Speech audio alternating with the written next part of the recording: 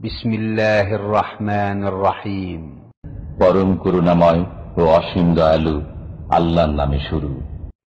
ومن أحسن قولا ممن دعا إلى الله وعمل صالحا وقال إنني من المسلمين.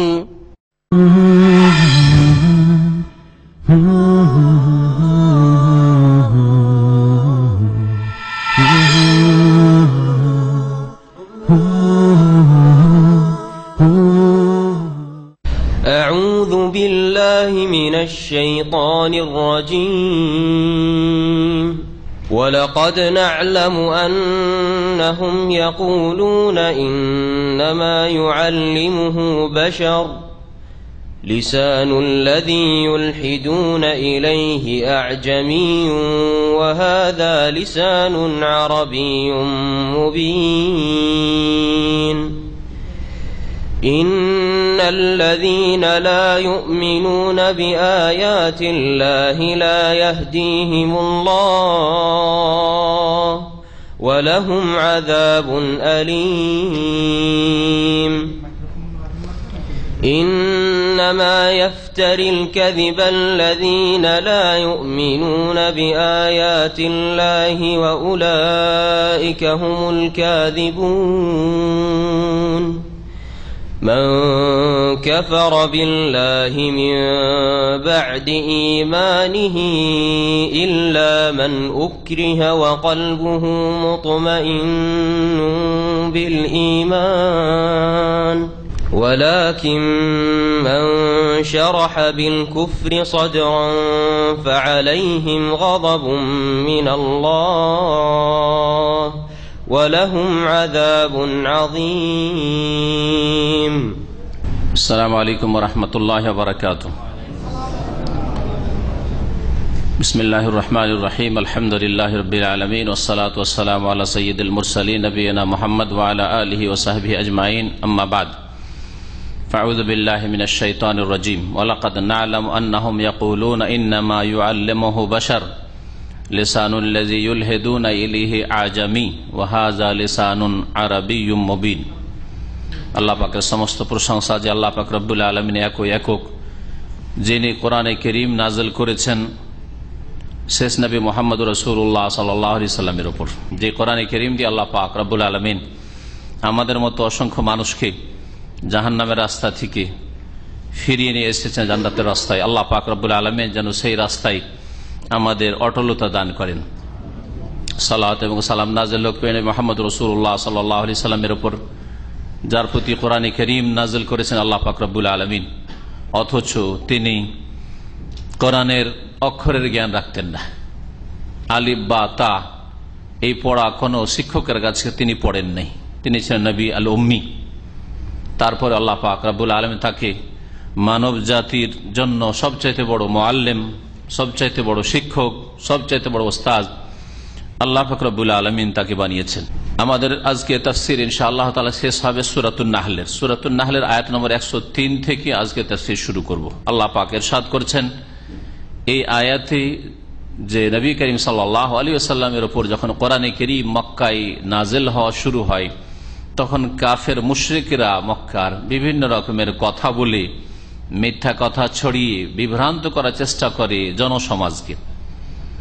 তার মধ্যে একটি কথা ছিল যে মুহাম্মদ সাল্লাল্লাহু আলাইহি সাল্লাম তো লেখাপড়া জানে না, সুতরাং এই সব কি করে সে বলছে, নিশ্চয় এর কোন ওস্তাদ আছে, শিক্ষক আছে। আর এই শিক্ষক তারা বলতো যে একজন কৃতদাস কুরাইশের কোন এক গোত্রের, যার নাম কোন কোন রিওয়ায়াতে আবু ফুকাইহা বলা হয়েছে, রুমি গোলাম, রুমি কৃতদাস ছিল, অনারব। কেউ কেউ বলেছেন জাবর, বিভিন্ন নাম তাফসীরের রিওয়ায়াতে এসেছে। এই লোকটি সাফা পাহাড়ের উপর বসে ব্যবসা করত, কিছু বিক্রি করত, লোকজন আসত, কিন্তু নবী করিম সাল্লাল্লাহু আলাইহি সাল্লাম এসে কখনো কখনো এই গোলাম কৃতদাসের কাছে বসতেন। সে ভাঙা ভাঙা আরবি বলতো। যেমন আপনারা এই দেশে দীর্ঘদিন থেকে ভাঙা আরবি কিছু শিখেছেন, যার জন্য কোনো কাওয়ায়েদ নাহু সারফ কিছু গ্রামার নেই, ভাঙা আরবি কোনো শুদ্ধ আরবি নাই, তো ওইরকম ভাঙা আরবি বলতো এই গোলামটি। রাসূলুল্লাহ সাল্লাল্লাহু আলাইহি ওয়াসাল্লামের ওপর মিথ্যারোপ করলো কাফের মুশরিকরা যে এই গোলামের কাছ থেকে, কৃতদাসের কাছ থেকে এই কোরআন শিখে, এ হচ্ছে এর ওস্তাদ। আল্লাহ পাক তার খণ্ডন করেছেন। মহান আল্লাহ ইরশাদ করেছেন, ওয়ালাকাদ না'লামু, আর নিঃসন্দেহে আমি আল্লাহ জানি, আন্নাহুম ইয়াকুলুন, যে এরা বলবে বা বলে থাকে, ইন্নামা ইউআল্লিমুহু বাশার, এই মুহাম্মদ সাল্লাল্লাহু আলাইহি সাল্লামকে একজন মানুষ এই কোরআন শিখাচ্ছে, শিক্ষা দিচ্ছে। বাশার মানে মানুষ। সুতরাং নবী করিম সাল্লাল্লাহু আলাইহি সাল্লাম কি ছিলেন? মানুষ ছিলেন। কারণ অন্য আয়াতে রয়েছে, এখানে জানলেন যে বাশার, এখানে বাশার বলতে কৃতদাসকে বোঝানো হয়েছে। এই বাশার মানে মানুষ হয়, এই জন্য আদম আলাইহিস সালাম আবুল বাশার, মানব জাতির পিতা। আল্লাহ পাক বলছেন, কুল, হে নবী বলে দাও, ইন্নামা আনা বাশারুম মিসলুকুম, সূরাতুল কাহফের শেষে আল্লাহ পাক ইরশাদ করেছেন, ইন্নামা আনা বাশার। ইন্নামা মানে এ ছাড়া আর কিছু নই। কি ছাড়া? যে আনা বাশার, আমি মানুষ ছাড়া আর অন্য কিছু নই। তারপর নূরের পয়দা জবরদস্তি করবেন,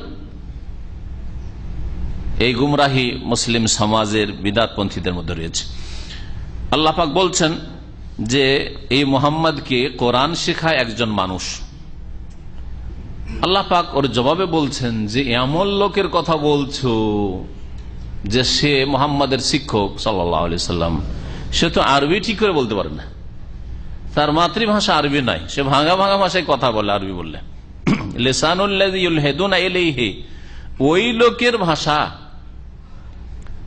লোকের ভাষা আল্লাযী ইউলহিদুনা ইলাইহি, যার দিকে এরা ইঙ্গিত করে, ইশারা করে। আলহাদা ইউলহিদু মানে মাইল করা, ঝুঁকিয়ে দেওয়া বা ইশারা ইঙ্গিত করা, এলহাদ মানে।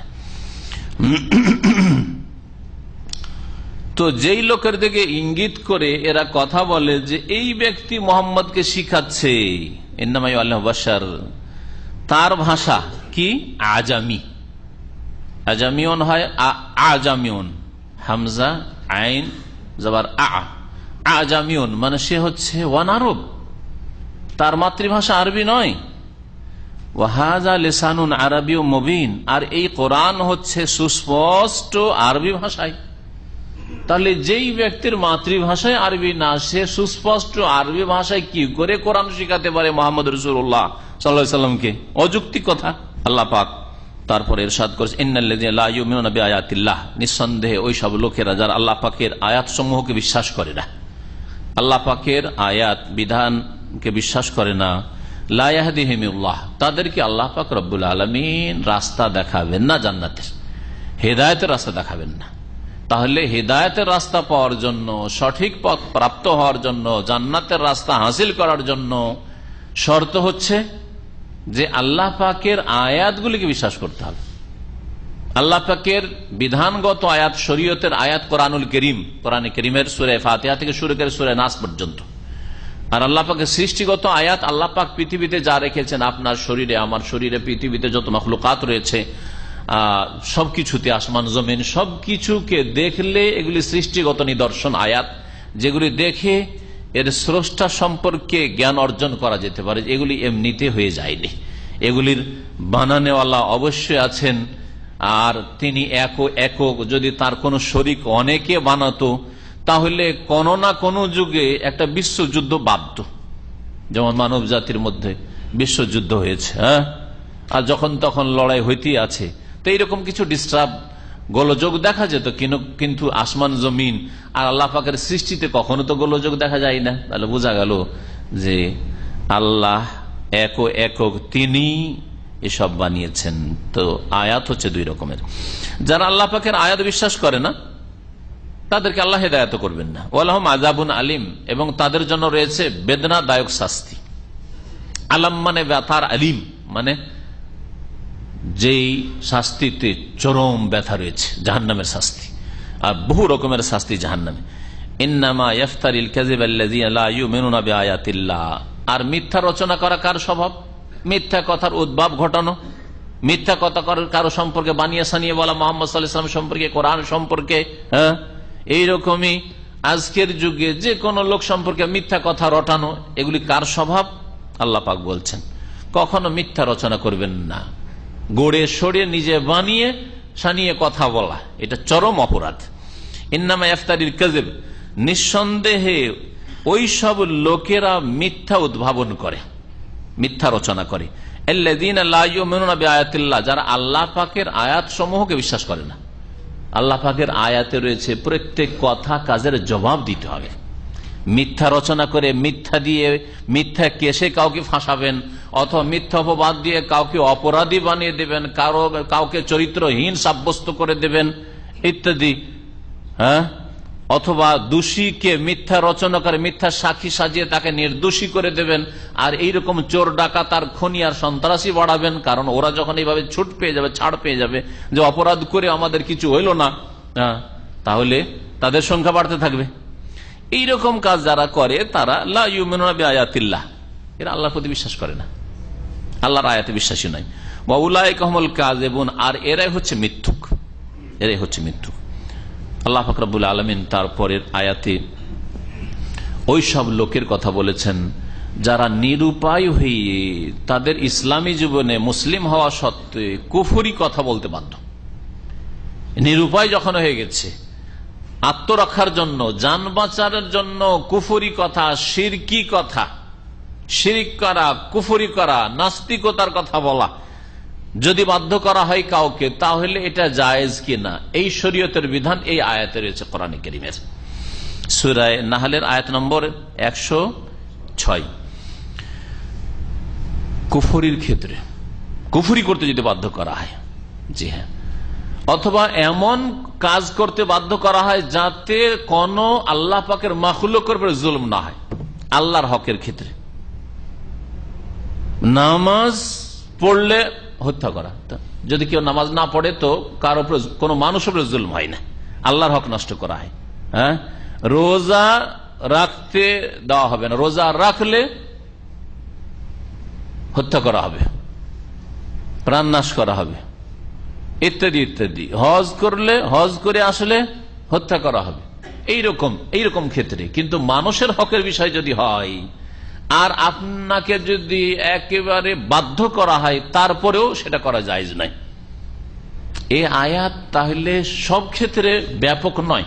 যেমন উদাহরণ দিই তাহলে স্পষ্ট হবে। আপনাকে যদি আল্লাহ না করে কোন জালেম বাধ্য করে, কোন জালেম শক্তি, অন্যায়কারী শক্তি বাধ্য করে যে অমুককে খুন কর, নয় তো কি খুন করব, কি করবেন? কি করবো, আমার জান বাঁচাবার জন্য আমি খুন করেছি, আমি যদি ওকে না খুন করতো আমাকে খুন করতো। হ্যাঁ, আজকাল যারা রাজনৈতিক দল করেন এই রকমের অপরাধ অনেক সময় হইতে পারে। হ্যাঁ, প্রতিপক্ষ বিরোধী দলের অমুককে মেরে আয়, আর না মারলে তোকে শেষ করবো। অথবা চোর ডাকাতদের যে গ্যাং রয়েছে, হ্যাঁ, ছিনতাইকারীদের, ওকে মেরে আসতে হয়, তোকে না মেরে আসে তোকে মারবো, তোকে শেষ করবো। যে এইরকম করে তো কি করবেন? এর উত্তর দেন, কেউ উত্তর দেবেন? জায়েজ কেন? জান বাঁচানো ফরজ না? জান বাঁচানো ফরজ না? ফরজ। আমাদের দেশের লোকেরা যে বলে জান বাঁচানো ফরজ, এটা সব ক্ষেত্রে নয়। না খেয়ে মরে যাচ্ছেন তখন জান বাঁচার জন্য হারাম খেতে পারেন আপনি, শুকরের গোস্ত, কুকুরের গোস্ত, হ্যাঁ, হারাম খেতে পারেন। পিপাসায় মরে যাচ্ছেন তখন কোন রকম শুধু বেঁচে থাকার জন্য যতটা লাগে, পানীয় লাগে, মদ খেয়ে হারাম পান করে আপনি জান বাঁচাতে পারেন। কিন্তু জান বাঁচা ফরজ, আমাকে মেরে দেবে যদি আমি ওকে না মারি। অথবা এর চাইতে একটু হালকা আর একটা মাসলা নিয়ে আসি, এটা তো খুন করা মাসলা, মেরে দেওয়ার। আপনাকে বলছে তুই যদি ওকে না মেরে আসিস, হ্যাঁ, তাহলে তোকে মেরে দেবো, মেরে আসতে হবে। এখন তার হাত পা যদি ভেঙে না আসে, একটা কিছু ভেঙে আসতে হবে। ওর যদি পাটা না ভেঙে আসে তাহলে তোকে শেষ করে দেবো। তাহলে কি পা ভাঙা যায় আপনার জন্য? হ্যাঁ, তাহলে জান বাঁচানো ফরজ, এই ফতোয়া ঠিক? তাহলে সব কথাকে সূক্ষ্ম দৃষ্টিতে আপনাকে কোরআন এবং হাদিস দিয়ে আপনাকে যাচাই বাছাই করতে হবে। জান বাঁচানো ফরজ কথাটি তাহলে ব্যাপক, সব ক্ষেত্রে নয়। শিরক কুফরি করে আল্লাহর হক নষ্ট করে জান, আল্লাহর হক নষ্ট করে আল্লাহ মাফ করে দেবেন, কিন্তু মানুষের হক নষ্ট করে জান বাঁচাবেন, এটা চলবে না। কেন? একজন লোককে খুন করতে বলছে, যদি তুমি ওকে খুন না করে আসো তাহলে তোমাকে খুন করব। এখানে তাহলে দুইজনের একজন খুন হবে, হয় ওকে খুন করতে হবে, না হলে আপনি খুন হবেন। এই ক্ষেত্রে আপনার খুন হওয়াকে আপনি প্রাধান্য দেবেন, অন্যের জানটাকে আপনার ওপর অগ্রাধিকার দেবেন।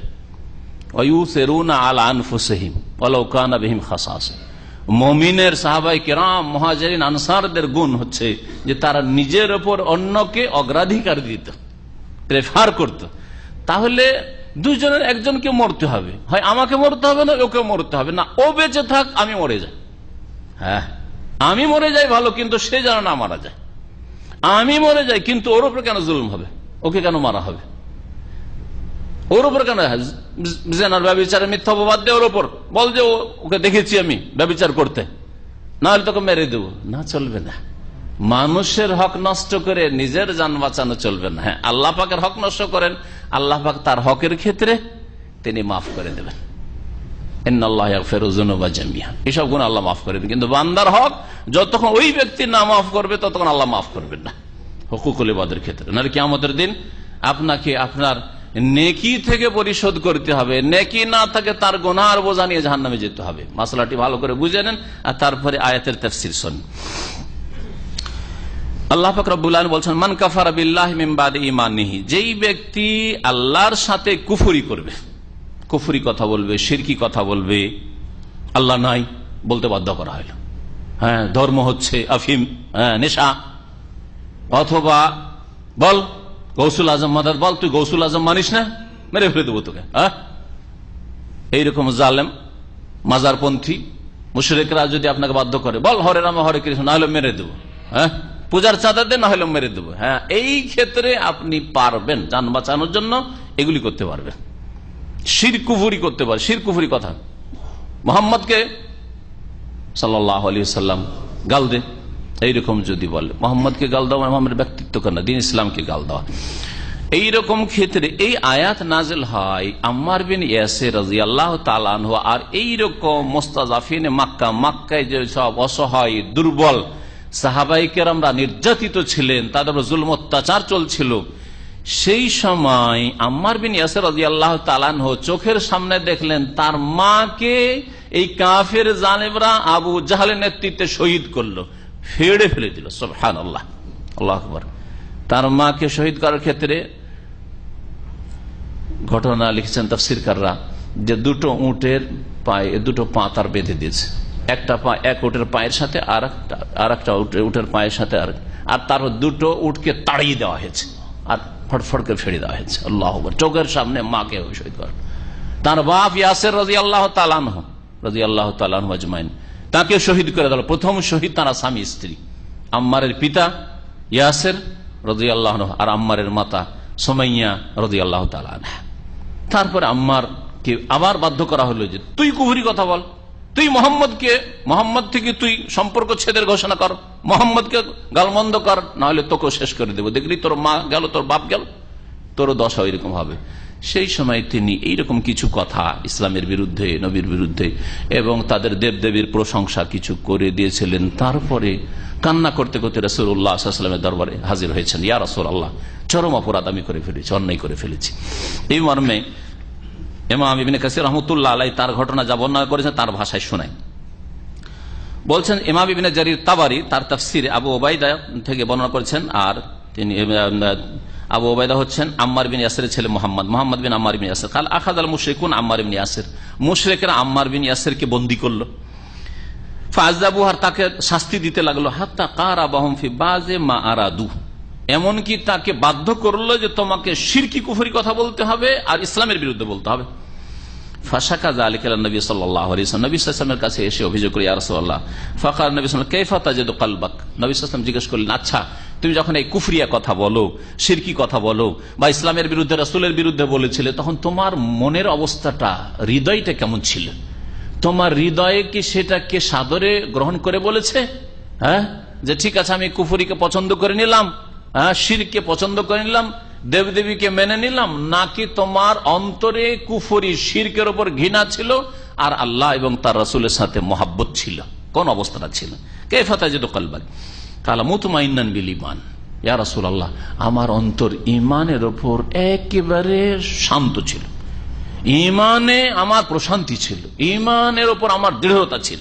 কালা নবী সাল্লাল্লাহু আলাইহি ওয়াসাল্লাম বললেন যে তুমি একবার নয়, ইন আদু ফাউদ, এরপরে যদি তোমাকে শাস্তি দেয় আর বারবার করে তোমাকে স্বীকার করে যে আমাদের দেবদেবীর প্রশংসা কর, আমাদের ধর্মের প্রশংসা কর, মোহাম্মদকে গাল দে, ইসলামকে গাল দে, ইসলামের বিরুদ্ধে বল, ফাউদ, তাহলে তুমি করিও, অসুবিধা নেই, তোমাকে ছাড় দেওয়া থাকলো। সুবহানাল্লাহ, তোমাকে ছাড় দেওয়া থাকলো। ইন আদু ফাউদ, ওরা যদি এরকম বাধ্য করে তাহলে তুমি বলতে থাকবে, অসুবিধা নেই। ইমাম বাইহাকী রাহমাতুল্লাহ আলাইহি এই ঘটনা বর্ণনা করেছেন। ওয়াফিহা আন্নাহু সাব্বান নবী সাল্লাল্লাহু আলাইহি ওয়াসাল্লাম, রয়েছে বাইহাকীতে যে নবী সাল্লাল্লাহু আলাইহি ওয়াসাল্লামকে গালমন্দ পর্যন্ত করতে বাধ্য করেছিল। ওয়া যাকারা আলিহাতাহুম বিখাইর, আর ওদের দেবদেবী লাত উজ্জা মানাতের প্রশংসা গুণগান করতে বাধ্য করেছিল। নবী করিম সাল্লাল্লাহু আলাইহি ওয়াসাল্লাম তাকে সান্ত্বনা দিলেন আর বলে কোনো অসুবিধা নেই। সাথে সাথে আয়াত নাযিল হলো, এই আয়াত। এই জন্য উলামায়ে কেরামদের, সমস্ত মাযাহিবের উলামায়ে কেরাম, আইম্মায়ে কেরামদের ঐক্যমত রয়েছে, ইজমা। ওয়ালিহাযা ইত্তাফাকাল উলামা আলা আন্নাল মুকরাহ আলাল কুফর, শিরক কুফরির জন্য যদি বাধ্য করা হয়, খুনের জন্য বলা হয়নি, জুলুম করার জন্য নয়, মিথ্যাবাদের জন্য না, মানুষের ঘরে ডাকাতি করার জন্য না, যে ওই বাড়ি ডাকাতি করাই আর না হলে তোকে মেরে দেবো, না, ওইসবের জন্য না। আন্নাল মুকরাহ আলাল কুফর, কুফরির জন্য যদি বাধ্য করা হয়, ইয়াজুজু লাহু আন ইউআলিয়া, তাহলে কুফরির সাথে ভালোবাসা প্রকাশ করতে পারবে, এমন বলতে পারবে যে যেন সে শিরক কুফরিকে ভালোবাসে, তাদের তরিকাতে আছে, বলতে পারবে। এবকা আল্লাহ মুহজাতেহি, নিজের আত্মরক্ষার জন্য, নিজের জান বাঁচানোর জন্য। তবে যদি অস্বীকার করে, এটা ফরজ নাই, কিন্তু জান বাঁচানো ফরজ, কথাটি ভুল, এটা ফরজ নাই, জায়েজ, এটা জায়েজ এবং এটাই উত্তম।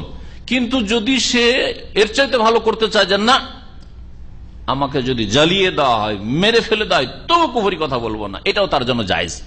এই জন্য নবী করিম সাল্লাল্লাহু আলাইহি সাল্লামের একটি সহিহ হাদিস রয়েছে, লা তুশরিক বিল্লাহি ওয়া ইন কুতিলতা আও হুররিকতা, আল্লাহর সাথে শিরক করবে না যদি তোমাকে খুনও করা হয় কিংবা আগুনে তোমাকে জ্বালিয়েও দেওয়া হয়। এটা হচ্ছে আজিমা, এটা হচ্ছে আজিমাত, একটা রুখসাত, ছাড়। তো ছাড় হচ্ছে যে কুফরি কথা বলে জান বাঁচিয়ে নিতে পারবেন, আর আজিমাত হচ্ছে যে আপনি তাওহীদের উপর অটল থাকবেন। যেমন অনেক সাহাবায়ে কেরামরা তারা স্বীকার করেনি, যেমন কামাকানা বেলাল, বলছেন ইমাম ইবনে কাসির রাহমাতুল্লাহ, যেমন বেলাল রাদিয়াল্লাহু তাআলা আনহু, তাকে বলতো, এই তুই মুহাম্মদের সাথে কুফরি কর, মুহাম্মদের ধর্মে নিয়ে আসা ধর্মের সাথে কুফরি কর, আর তুই আমাদের দেবদেবীর নাম নে। বারবার তিনি কি বলতেন? আহাদ, আহাদ, আহাদ, আমি এক, এক ছাড়া কিছু বুঝি না, এক ছাড়া কিছু বুঝি না, এক আল্লাহ ছাড়া কিছু বুঝি না। তাহলে তিনি আজিমাতের উপর আমল করেছেন। আর আম্মার বিন ইয়াসির রাদিয়াল্লাহু তাআলা আনহু রুখসাত, ছাড়ের উপর আমল করেছেন। এইরকম বহু ঘটনা ইসলামের ইতিহাসে সাহাবায়ে কেরামদের জামানায় ঘটেছে। যেমন হাবিব বিন যায়েদ আনসারী কে বন্দী করেছিল মুসাইলিমা কাযযাব, আর এক একটি করে শরীরের টুকরো কেটে কেটে ফেলতো আর তাকে স্বীকার করাইতো যে এই মুহাম্মদকে অস্বীকার কর আর আমাকে নবী মান। এই মুসাইলিমা কাযযাব মিথ্যুক যে নবুয়তের দাবি করেছিল এই রিয়াজ আল খারজ এলাকা, যেটাকে এমামা বলা হয়তো সেই যুগে, তারপরেও তিনি মেনে নেননি আর কুফরি আর শিরকি কথা বলেননি, তাহলে সেটা জায়েজ রয়েছে। যদি কেউ মনে করে আমি শহীদ হয়ে যাব কিন্তু শিরকি কথা বলবো না, শহীদ হয়ে যাব কুফরি কথা বলবো না, শহীদ হয়ে যাব ইসলামের বিরুদ্ধে বলবো না, তো সেটা তার জন্য ভালো, অসুবিধা নেই। তো আল্লাহ পাক রব্বুল আলামিন আয়াত নাযিল করলেন আম্মার বিন ইয়াসের ঘটনা পরিপ্রেক্ষিতে। আল্লাহ বলছেন, মান কাফারা বিল্লাহ, যে ব্যক্তি আল্লাহর সাথে কুফরি করলো, মিন বাদে ঈমানিহি, তার ঈমান ইসলামের পরে, মুসলিম হওয়ার পরে, ইল্লা মান উকরিহা, হ্যাঁ তবে যদি কাউকে জবরদস্তি করা হয় তাহলে তার উপর শাস্তি আসবে না, দুনিয়া আখিরাতে শাস্তি তার উপর আসবে না। ঈমানের পরে যদি কুফরি করে, দুনিয়ার শাস্তি হচ্ছে মুরতাদদের কি হত্যা। নবী করিম সাল্লাল্লাহু আলাইহি ওয়াসাল্লাম সহিহ হাদিস, মান বাদদালা দীনাহু ফাকতুলু, যে ব্যক্তি দ্বীনকে রদবদল করে দেয়, অর্থাৎ সত্য দ্বীনকে ছেড়ে দিয়ে বাতিল দ্বীন গ্রহণ করে, ফাকতুলু, তাকে হত্যা করা। এটা নবী করিম সাল্লাল্লাহু আলাইহি সাল্লামের বাণী এবং নবী সাল্লাল্লাহু আলাইহি সাল্লামের আমল, সাহাবায়ে কেরাম। আল্লাহ পাক বলছেন যে যদি কারো উপর জবরদস্তি করা হয় তাহলে সে মাফ পেয়ে যাবে, দুনিয়ার শাস্তিও তার উপর হবে না আর আখিরাতের শাস্তি হবে না। ওয়া কলবুহু মুতমাইন্নান বিল ঈমান, জবরদস্তি করা হচ্ছে, কিন্তু জবরদস্তি করা হলে মন থেকে, কথায়ও বলছেন আর মনেও বলছে যে ঠিক আছে তোদের ধর্ম মেনে নিলাম, তাহলে সে কাফের মুরতাদ হয়ে যাবে, সে মুশরিক হয়ে যাবে। ওয়া কলবুহু মুতমাইন্নুন বিল ঈমান, কুফরি কথা হয়তো নিরুপায় হয়ে বলল কিন্তু তার অন্তর ঈমানের উপর নিশ্চিন্ত রয়েছে, প্রশান্তি হাসিল করছে, অটল রয়েছে, তাহলে তার উপর কোনো শাস্তি নেই। ওয়ালাকিন, তবে শাস্তি কার উপর রয়েছে? যেই ব্যক্তি, এখন এখানে লাগান মান কাফারা, প্রথম অংশটুকে, মান কাফারা বিল্লাহ মিন বাদে ঈমানিহি, ঈমানের পরে কেউ যদি আল্লাহর সাথে কুফরি করে, আর কি করে, মান শারাহা বিল কুফরি সাদা, তার সাথে সাথে তার অন্তরকে কুফরি কবুল করার জন্য উন্মুক্ত করে দিল, মানে দিল খুলে, মন খুলে কুফরিকে গ্রহণ করলো, মন থেকেও কবুল করলো, আর জবানে, কথাতে, কাজেও কবুল করলো। গায়রুল্লাহকে সেজদা করলো, দেবদেবীকে সেজদা করলো, মাজারে সেজদা করলো নিরুপায় হয়ে, আর তার সাথে মনের সাথে, মনে প্রাণে সেজদা করলো, তাহলে সে কাফের মুরতাদ হয়ে গেল। আল্লাহ পাক বলছেন, যদি কেউ কি করে, ওয়ালাকিন মান শারাহা বিল কুফরি সাদরান, কেউ যদি কুফরির ওপর তার বক্ষকে উন্মুক্ত করে দেয়, খুলে দেয়, দিল খুলে যদি মহব্বতের সাথে এই শিরক কুফরি কথা বলে বা করে, ফালাইহিম গাযাবুম মিনাল্লাহ, তাহলে এই সব লোকদের আল্লাহ পাকের ক্রোধ, গজব রয়েছে। দুনিয়ার গজব হচ্ছে যে দুনিয়াতে বেঁচে থাকার তার অধিকার নেই, আর আখিরাতের গজব হচ্ছে যে চিরকাল জাহান্নামে থাকবে। ওয়ালাহুম আযাবুন আযীম, আর তাদের জন্য রয়েছে মহাশাস্তি। কেন? দুনিয়ায় আল্লাহর গজব, আখিরাতে মহাশাস্তি, জাহান্নামের চিরকালের শাস্তি। যালিকা বিআন্নাহুম ইস্তাহাব্বুল হায়াতাদ দুনিয়া, মুরতাদের শাস্তি এরকম কেন? আল্লাহ বলছেন এই জন্য, যালিকা মানে এই জন্য, যে বিআন্নাহুম ইস্তাহাব্বুল হায়াতাদ দুনিয়া, এইসব লোকেরা, মুরতাদ লোকেরা কুফরি কথা, শিরকি কথা ইসলামী জীবনের পরে যারা বলে, তারা পার্থিব জগৎকে পছন্দ করেছে, পার্থিব জগৎকে প্রাধান্য দিয়েছে। ইস্তাহাব্বা মানে মহব্বত করেছে, পছন্দ করেছে। আলাল আখিরা, কিসের ওপর? পরকালের ওপর। পরকালকে 2 নম্বরে, ওটা যাক যাক, কিন্তু দুনিয়া ঠিক রাখতে হবে, জান বাঁচাইতে হবে, মান বাঁচাইতে হবে, ব্যবসা বাঁচাইতে হবে, বাড়িঘর বাঁচাতে হবে, নাগরিকত্ব বাঁচাতে হবে, ইত্যাদি ইত্যাদি, দুনিয়া বাঁচাতে হবে। আখিরাতের ওপর পার্থিব জগৎকে যেহেতু পছন্দ করেছে, প্রাধান্য দিয়েছে, সেই জন্য। আর কি? ও আন্নাল্লাহ লা ইয়াহদিল কওমাল কাফিরিন, আর আল্লাহ পাক রব্বুল আলামিন কাফের সম্প্রদায়কে সঠিক রাস্তা দেখান না। কাফের সম্প্রদায় যখন নিজে থেকে সাদরে কুফরি গ্রহণ করলো, নিরুপায় হয়ে নয়, অন্তর থেকে গ্রহণ করলো, তাহলে এই সব লোককে আল্লাহ পাক সঠিক রাস্তা, জান্নাতের রাস্তা দেখাবেন না। উলাইকাল্লাযিনা তাবা আল্লাহু আলা কুলুবিহিম, এই সব মুরতাদ লোক যারা ইসলামের নিয়ামত পাওয়ার পরে, মুসলিম সমাজে আজকাল যেসব মুরতাদ রয়েছে, আল্লাহর নিয়ামত, জন্মসূত্রে বাপ মা মুসলিম, মাশাআল্লাহ, আর মুসলিম পরিবারে জন্ম, একটু ওপর দিকে দেখা গেলে তার দাদা, তার নানা হয়তো আলেম ছিল, অথবা পরহেজগার ছিল, মসজিদের মুতাওয়াল্লি ছিল, ধার্মিক দাড়িওয়ালা লোক ছিল, আর তার ঘরে পয়দা হচ্ছে নাস্তিক। আল্লাহ পাক বলছেন এদের অন্তরে আল্লাহ পাক কি করেছেন? মোহর লাগিয়ে দিয়েছেন। ও সামএহিম, তাদের শ্রবণ শক্তিতে আল্লাহ মোহর মেরে দিয়েছেন। ও আবসারহিম, তাদের দৃষ্টি শক্তি, নজরের উপর আল্লাহ পাক কি করেছেন? মোহর মেরে দিয়েছেন। ওয়া উলাইকাহুমুল গাফিলুন, এরাই হচ্ছে আল্লাহ থেকে, আল্লাহর দিন থেকে গাফিল, উদাসীন। লা জারামা, নিঃসন্দেহে, বলা বাহুল্য, আন্নাহুম ফিল আখিরাতি হুমুল আখসারুন, এরাই হচ্ছে পরকালে, হুমুল খাসিরুন, এরা অন্য আয়াতে আল আখসারুন রয়েছে। লা জারামা, নিঃসন্দেহে, এতে কোনো সন্দেহ নাই, আন্নাহুম ফিল আখিরাতি হুমুল খাসির, এরাই হচ্ছে পরকালে ক্ষতিগ্রস্ত। যারা ঈমান ইসলাম পাওয়ার পরেও ঈমান ইসলাম থেকে বেরিয়ে চলে গেল, তারা হচ্ছে আখিরাতে ক্ষতিগ্রস্ত। সুম্মা ইন্না রাব্বাকা লিল্লাযিনা হাজারু মিন বাদি মা ফুতিনু সুম্মা জাহাদু ওয়া সাবারু ইন্না রাব্বাকা মিন বাদিহা লাগফুরুর রহিম। আল্লাহ পাক রব্বুল আলামিন এখানে ওই সব মক্কার মুসলিম সাহাবায়ে কেরাম, মুহাজিরদের কথা বলছেন, যারা নির্যাতিত হয়েছিলেন আল্লাহর জন্য, আল্লাহর দ্বীনের জন্য, রাসূলের জন্য, দ্বীন ইসলাম কবুল করার জন্য। তারপরে তারা হিজরত করতে পেরেছিলেন, অনেকে হিজরত করতে পেরেছেন কিন্তু বিলম্ব হয়েছে, তারাও শামিল। বিশেষ করে কেউ কেউ বলেছে এই আয়াত ওইসব লোকদের সম্পর্কে যারা হিজরত করতে চেয়েছিল, যে নবী সাল্লাল্লাহু আলাইহি ওয়াসাল্লাম মদিনা চলে গেছেন, আমরা মদিনা চলে যাব, কিন্তু ওদেরকে কাফেররা ধরে বন্দী করে দিল, বেঁধে বেঁধে রেখেছিল তাদেরকে, বেশ কিছুদিন ধরে তারা আসতে পারেনি, নিরুপায় হয়ে অবস্থায় থেকেছে, তাদেরকে ইবাদত বন্দী করতে দেওয়া হয়নি, তাদেরকে স্বাধীন ছাড়া হয়নি, তাদের কষ্ট দেওয়া হয়েছে, চরম জুলম অত্যাচার করা হয়েছে। তারপরে যখনই তারা সুযোগ পেয়েছে আবার পালিয়ে এসছে, সেখান থেকে রাতারাতি নবী করিম সাল্লাল্লাহু আলাইহি ওয়াসাল্লামের কাছে মদিনায় হিজরত করি। আল্লাহ পাক বলছেন বিশেষভাবে ওদেরকে সার্টিফিকেট, যে আল্লাহ এদের জিহাদের ওপর, এদের হিজরতের ওপর, এদের ধৈর্য ধারণের ওপর তাদেরকে আল্লাহ পাক রব্বুল আলামিন উত্তম প্রতিদান দেবেন, যে আল্লাহ পাক তাদেরকে ক্ষমা করবেন, তাদের রহম করবেন। সুম্মা ইন্না রাব্বাকা, অতঃপর নিঃসন্দেহে নবী মুহাম্মদ সাল্লাল্লাহু আলাইহি ওয়াসাল্লাম তোমার প্রতিপালক, লিল্লাযিনা হাজার, ওই সব লোকদের জন্য যারা হিজরত করেছে, মিন বাদে মা ফতেনু, নির্যাতিত হওয়ার পর। ফতেনু মানে উযযিবু, ফিতনা আযাবকেও বলা হয়।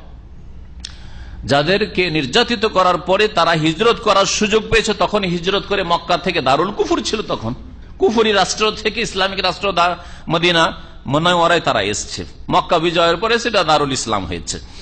সুম্মা জাহাদু, অতঃপর তারা জেহাদে অংশ নিয়েছে, জেহাদেও অংশ নিয়েছে। অনেকেই বদরে হয়তো সুযোগ পায়নি, ওহদে সুযোগ পায়নি, খন্দকে হয়তো সুযোগ পেয়েছে, খন্দকের সুযোগ পায়নি, খাইবারের সুযোগ পেয়েছে, খাইবারে যদি সুযোগ না পেয়ে থাকে হুনাইনের সুযোগ পেয়েছে, তবুকের সুযোগ পেয়েছে। তারা জিহাদে অংশ নিয়েছে। ওয়াসবারু, এবং ধৈর্য ধারণ করেছে জুলম অত্যাচারের উপর।